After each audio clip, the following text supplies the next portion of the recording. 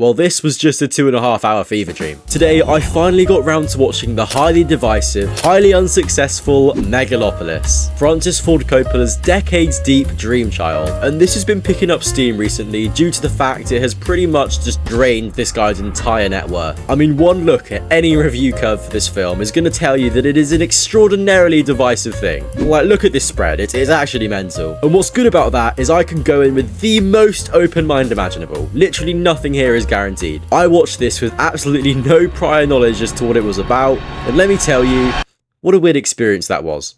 For those who don't know, at its core, Megalopolis is a dystopian political drama set on the backdrop of this alternative New York City ancient Rome hybrid, named New Rome. And we follow Caesar Catalina,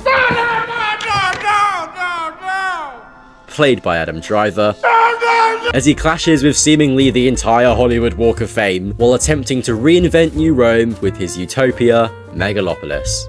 It's honestly a pretty crazy film. Now, the world on display here is equally ambitious as it is bizarre. In an attempt to find a blend between two very different environments, we're just left with this city that makes absolutely no sense. I mean, it's certainly an ambitious idea to try and incorporate things like Roman clothes and traditions into a clearly modern day New York, but when you've got people in tunics watching chariot races while eating their grapes, who then just walk out and get into stretched limos with blue underglow, it's just incredibly odd. I mean, I'm all for mixing things up, but I think a level of continuity and a level of logic does need to be applied to, well, anything, and this defies both of those things. A really important part of these more alternative, sci-fi-esque narratives is creating a world with clearly established traditions and well-explored cultural norms. Without them, it just doesn't seem like a fleshed-out place. In the case of Megalopolis, I just found it incredibly hard to pinpoint how people would perceive the way a character acted. We didn't really get the context necessary to know the socially right from the socially wrong.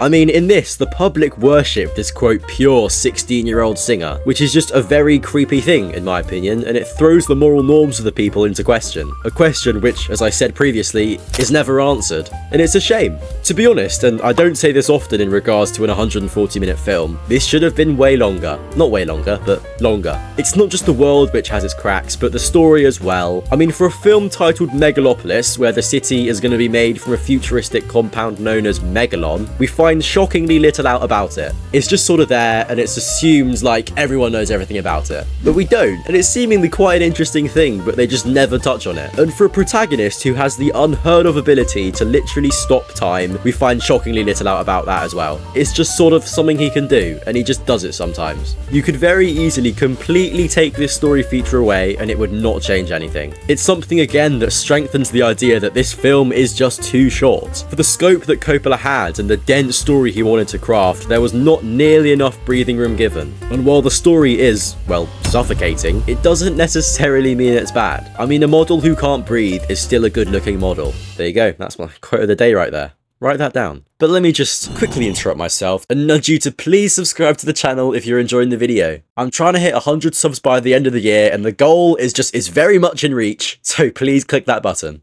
I do have a soft spot for these sorts of power struggle type stories, and I must say, with the added bonus of all this fluff going on in the background, I actually quite enjoyed this film. On paper, the ensemble cast really is something to marvel at. I mean, look at these names. While some of the performances do fall short, I'm looking at you, John Voight, you goofy guy. What do you think of this boner I got? At the end of the day, you really can't go wrong with a cast like this. I think Adam Driver gives an amazing performance. I mean, it's raw when it wants to be raw, it's emotional when it wants to be emotional, and it's kind of like quirky when it wants to be quirky. And he's truly getting stuck into some very out there direction. I mean, the trip sequence is actually just yeah. I think trip sequences in general are a really good way to measure how much a filmmaker is willing to experiment, and this one is truly great. If it's looking like the editor has just popped a bunch of and gone to town, then you're clearly onto something. As a viewer, you're just completely overwhelmed and disorientated from the chaos and the imagery, layering and layering and layering until we're out, and it's on its peak alcoholism. Truly a highlight in my opinion. And it really does reflect the film as a whole. It's something that I describe as chaotic, it's something I describe as dense, but incredibly stylish. There's absolutely no arguing that it looks very unlike how you would expect a film of this scale to look. I think the CGI in this has become infamous for just how completely detached from reality it is. Like, there clearly wasn't even an ounce of attempts to make this look the slightest bit realistic. But is it weird to say I kinda liked it? Everyone puts it down, and yeah, for sure, it definitely looks quirky in certain sections, but this is a quirky film. It seems more like Coppola's committed hard to the more utopian and surrealist tone above everything else, focusing more on the style of the composition than the grounding of it. And in scenes where the visuals taking place are just so out of this world, it makes sense for the effects to look out of this world as well. But what is time? Except the curve, past and future around us. The phrase "so bad it's good" keeps springing to my mind, and in a way it's true, but I can't go ahead and just proclaim that this looks bad, because it doesn't. In my mind, the uniqueness of it does way more favours than disservices. And for those of you who are just dogging on the way this looks, well, you've got a fair point. But I'd ask you just to think of it in the grand scheme of this film. At the end of the day, Megalopolis truly feels like an event to watch. It blends these tales of class, of power, of love into this behemoth narrative with some of the most distinct and frankly excellent cinematography I've experienced in a hot second. While I think to an extent the negative reviews do raise good points, I mean you can't argue, it's not everyone's cup of tea. At the end of the day, this truly is an experience like no other, and it's something that I'm for sure be revisiting sooner rather than later. Francis Ford Coppola, you did not deserve the fallout this caused. But let me know your thoughts in the comments down below. Thank you so much for watching the video, subscribe if you enjoyed, and I'll see you in the next one.